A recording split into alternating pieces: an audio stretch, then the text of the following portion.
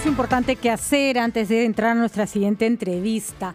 La Asociación Médicos Solidarios, dirigida por el doctor Germán Málaga, hace una labor realmente increíble. Gracias a las donaciones de todos nosotros, recopilan material médico para que todos los médicos que están en la primera línea de atención estén perfectamente bien cubiertos. Además, también proveen de insumos a aquellos hospitales que los necesitan. Así que si usted quiere solidarizarse con los médicos de nuestro país, puede abonar lo que quiera, lo que le parezca conveniente. Él puede ser un sencillo o la cantidad más grande al siguiente número del YAPE, 913-029-665. Están trabajando en Arequipa, están llevando ayuda a Arequipa y creo que es importantísimo apoyarlos. 913-029-665. Ese es el número para Médicos Solidarios.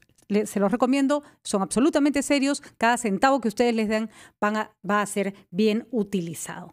Y ahora vamos a hablar de algo de lo que conversábamos más temprano con el doctor Elmer Huerta, y es que se empiezan a vislumbrar algunas buenas noticias, todavía hay que tomarlo con pinzas, sobre la vacuna que pararía el coronavirus. La empresa de biotecnología, el laboratorio Moderna en Estados Unidos, ha logrado superar la fase 1 de la prueba de la vacuna y esto ha dado muchas esperanzas en los avances. Sabemos que en varias partes del mundo se está buscando esta cura y tarde o temprano se encontrará. Estamos con el señor Rubén Mayorga, él es el representante en el Perú de la OEPS, y con él vamos a conversar de cómo estar preparados y cómo se debe administrar una vacuna tan necesaria una vez que ésta se comercialice. ¿Cómo está, señor Mayorga? Gracias por acompañarnos. Muy buenos días. Buenas tardes, Patricia. Y buenas tardes también a todos los televidentes. Mucho gusto de estar aquí con ustedes. Buenas noticias las que hemos recibido hoy con respecto al adelanto en las investigaciones de la vacuna contra el coronavirus, ¿no? Sí, en realidad sí, porque son cada vez más los laboratorios que están entrando rápidamente a la fase 2 y 3 de estas investigaciones.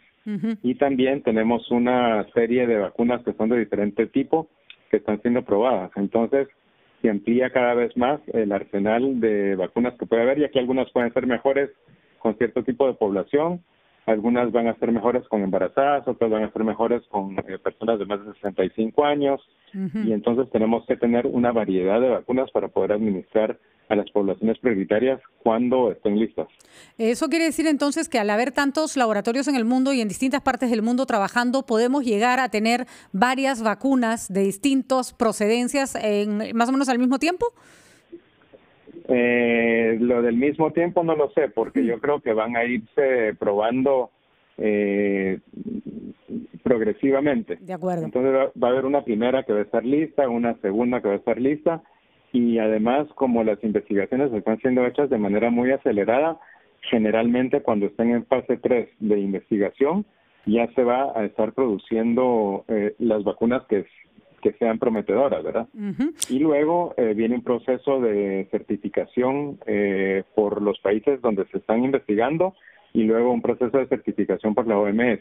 Afortunadamente ha habido un agrupamiento de países en un mecanismo que se llama el COVAX Facility, que es un mecanismo donde está participando Gavi, la OMS, la Fundación Bill y Melinda Gates, el Fondo Mundial de Lucha contra el SIDA, y que ha sido apoyada por un montón de países, y la Organización Panamericana de la Salud está promoviendo que todos los países de las Américas se reúnan y que se presenten ante el COVAX Facility para poder tener acceso garantizado a un número determinado de vacunas y en un momento importante.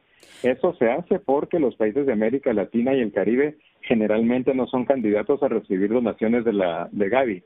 Solo hay 10 países de esta región que pueden recibir donaciones de Gavi, y estas donaciones además vienen después de las que se compran, con lo cual es bien importante el hecho que ya 36 países de la región han dicho a OPS que sí quieren participar de manera conjunta para adquirir estas vacunas cuando estén disponibles.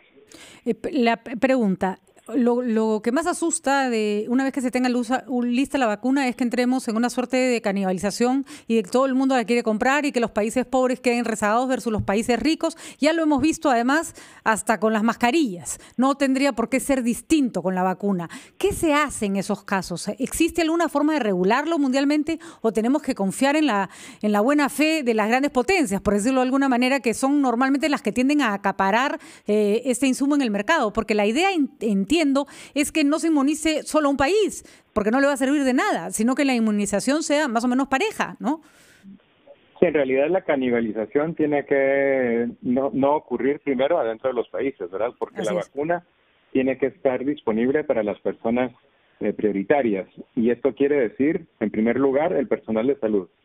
El personal de salud tiene que estar protegido contra el COVID-19 y es súper importante que el personal de salud sea el primero en ser vacunado. En segundo lugar, las personas que tienen más de 60 o 65 años, según el país defina, y las comorbilidades que el país también vaya definiendo. Por ejemplo, aquí en Perú, usted sabe que se ha definido muy claramente cuáles son las personas que tienen más complicaciones cuando hacen el COVID-19. Entonces, según estas definiciones, esas deberían de ser las personas que tengan la primera prioridad. Y luego el país podrá definir si decide que pueblos indígenas o gestantes, qué sé yo, si hay otras poblaciones que pudieran ser también prioritarias, pero lo que se ha previsto en este momento es que aproximadamente hasta el 20% de la población de un país pueda tener acceso a esta primera tanda de vacunas. Luego, saber también que, como lo dije al inicio, algunas vacunas van a ser mejores para ciertos tipos de poblaciones y luego que si a usted ya la vacunaron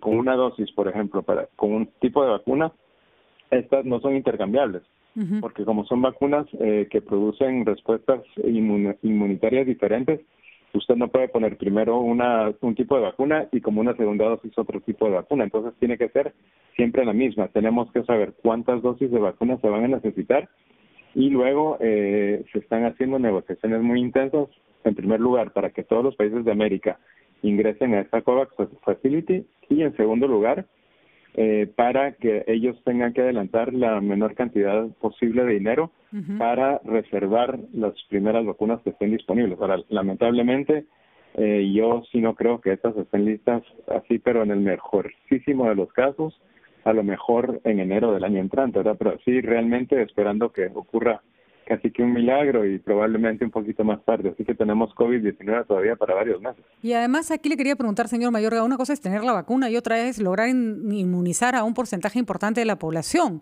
Eso toma otro tiempo, ¿no es cierto? Así es. Pero mire, el país tiene una buena experiencia reciente en inmunizaciones. Recuerde que el año pasado hubo este gran barrido para inmunizar contra sarampión, rubiola y otras enfermedades ante el surgimiento de casos de sarampión y que evidenciaban que había un poco de baja de la cobertura vacunal en algunas poblaciones. El año pasado se vacunó a varios millones de niños en esta campaña. Y luego, antes de que empezara el COVID-19, se empezó a vacunar a personas de más de 65 años contra el neumococo. Luego llegó la vacuna de la gripe hace poco y también se empezó a vacunar. Entonces hay una experiencia grande en el Perú y es importante, como usted menciona, que el ministerio, al tener ya una priorización de a quienes quiere vacunar, también disponga de los recursos para todo lo que es adicional a la vacuna, ¿no? Que es el personal, el transporte, los equipos de refrigeración, porque algunas de estas vacunas sobre todo las que son hechas con ARN, necesitarán de condiciones de almacenamiento más frías que las actuales. Entonces, hay una serie de temas que hay que arreglar antes de que la vacuna esté, con lo cual es importante saber cuáles son los tipos de vacunas que están siendo probadas para que el país empiece a tomarlas, a prepararse para poderlas administrar a lo más estar disponible. Así es, y por supuesto que de manera gratuita a la población más vulnerable de todas maneras, porque si no, otra vez entramos a una carrera de quién tiene plata, quién se inmuniza y quién no. Así que a no jugar con la salud, a estar preparados, a cruzar los dedos para que la vacuna venga rápido. Estoy seguro, señor Mayorga, que durante mucho tiempo tendremos que viajar con un registro de vacuna COVID, como se viaja a algunos países con registro de vacuna de fiebre amarilla, por ejemplo, ¿no? Sí, probablemente. Probablemente. Bueno, Son otros tiempos. Muchísimas gracias, doctor Mayor. Gracias por haber estado con nosotros. Son las 2:47 de la tarde.